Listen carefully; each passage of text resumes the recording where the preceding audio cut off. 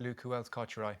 I thought Jack Conan from the Irish contingent was excellent. I thought Courtney Lawes actually justified his selection. You know, that take at the line out was for the try. I mean, that was very competitive up there, and he looked like a second row playing six. That was a brilliant take. And he had some brilliant bruising hits himself and Itoje. Like, I can't tell you how much comfort that gives you, you know, for the outside backs and for the rest of the defensive line when there's guys coming up on the inside, putting pressure on ball players and making big hits.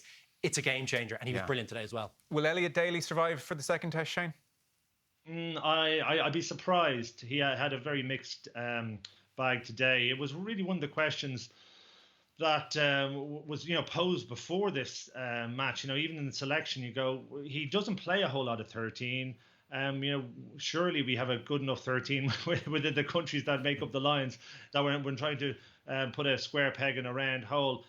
He just looked as if someone who hadn't had a lot of game time at 13, and he didn't have a huge amount of form. So I think that may be an area that's, you know, revisited. And it was, as I was watching it, Gary Ringrose was sort of running through my mind as well, thinking this would be really good occasion for him, and someone who had played so well for so long for Ireland, and so disappointing he's not an option for the next two tests. So, fellas, a final word. Luke, this is now balanced in the Lions' favour. I mean, you both know, sorry to rub it in, you both know what it's like to lose that first test. And I presume there Thanks, Joe.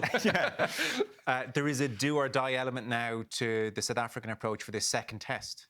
You know, look, expect it to be ferocious. One thing I would say is, based on the fitness levels there, I thought playing, you know, no rugby on the high veld would be an advantage to the Lions. I actually think that's going to be an advantage to South Africa going forward. Yeah. Look, expect fireworks in the second test. You know, I think they'll come back. They look very good in that first half and completely tailed away. I think they'll be really disappointed with that. I expect a really tight encounter the next day, Joe. Shane, does today bring the South Africans on massively from a fitness point of view, or no?